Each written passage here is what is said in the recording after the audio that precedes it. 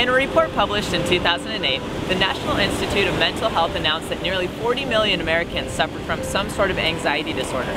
Clearly, our nation really needs to take a chill pill.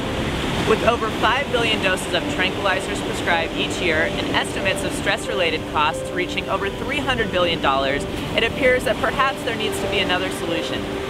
First, let me say that I'm not your doctor.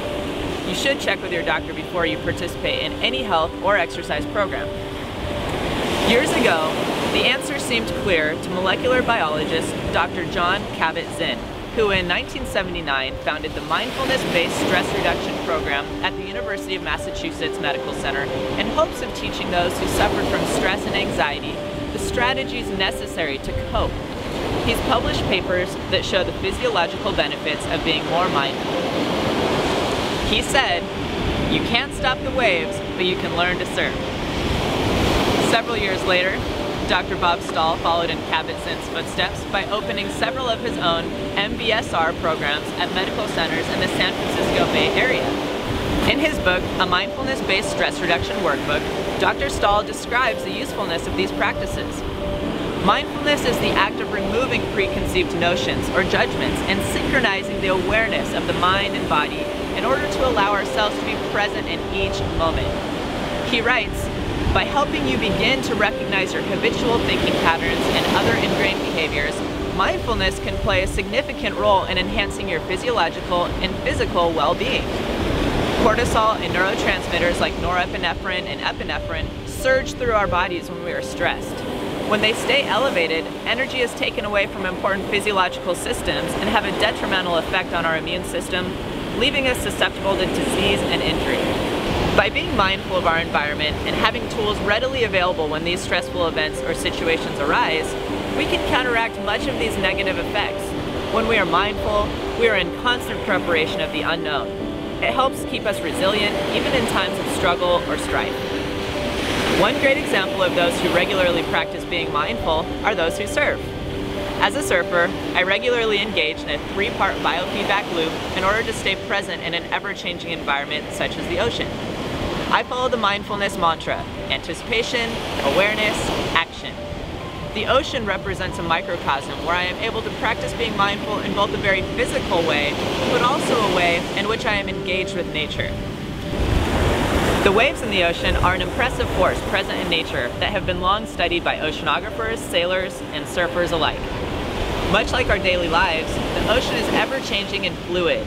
The tides surge and drop in response to the moon's pull. This type of movement matches the constant ebb and flow of life as we respond to the ever-present stressors and stimuli which surrounds us, prodding us into action. Anticipation creates a space of hope for any and all events or opportunities that may present themselves. When I surf, I am aware of the swell, the tide, and the size of the waves so that I know what to approach to take into each wave. I meticulously study the pattern, frequency, and size of the waves before I even paddle out. I watch to see what the conditions are like hours before I even go out so I know what to expect. With awareness comes stillness. As I paddle out into the surf lineup with all the other surfers, I am hyper aware of what my senses are telling me. The vibrations of nature speak to us on a cellular level and draw us in, requiring our utmost attention and focus. I hear the thundering noise of crashing waves. I feel the temperature of the water. I feel the shifting and surging of water. I see exposed rocks or large beds of kelp that I may have to avoid. Once past the breaking waves, I sit in the silent and tranquil waters. I admire the ocean and the energy the waves have to offer. I feel so small in a vast ocean of blue, which is both humbling and scary. It makes all of the problems of the material world seem petty and minuscule. The awareness that I am not in control of my surroundings, yet I am in control of my body and my thoughts, tends to offer a level of clarity perhaps best understood when immersed in nature. Action is the facet of mindfulness practice that brings us the things we need and the things we yearn for in life. All of the anticipation and awareness has paved the road to our actions that dictate our future. Whether the action is getting out of the way of a large rogue wave that surfaces out of seemingly nowhere, or the perfect wave of opportunity that I ride effortlessly, it still takes much anticipation and awareness to get to that point of knowing. In the surfing documentary, Step Into Liquid, surfboard shaper Bill Hamilton describes the way in which surfing helps him to be more mindful and aware. Sliding down a wave removes our brains out of the ordinary and slips us into the extraordinary of being there now. No more worries about mortgages or strife or being poor or rich. When you enter the domain of an ocean cylinder, that moment, those split seconds belong to the Zen part of just being, period. Now, you don't have to go to Mavericks in Northern California and surf the biggest waves on the planet to be mindful. You don't have to go surfing at all.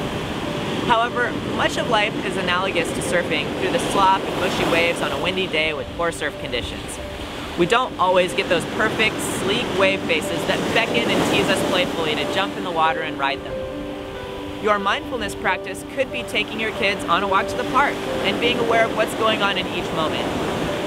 If your mindful space is something physical, it may be the Zumba class where you enjoy the 60 minutes of hearing and feeling the music pump through your blood. It could be that early morning bike ride to work where it's just you and the road. The difficult climbs come and you take it one at a time, focusing only on what's in the here and now. Look around you. The opportunities to be present now are already there. What is your breathing like? What sounds do you hear? Is your body anticipating the excitement of that next meeting? If your office window looks out over a pathway on Ring Road, perhaps it's been calling your name to take a walk and you just haven't listened.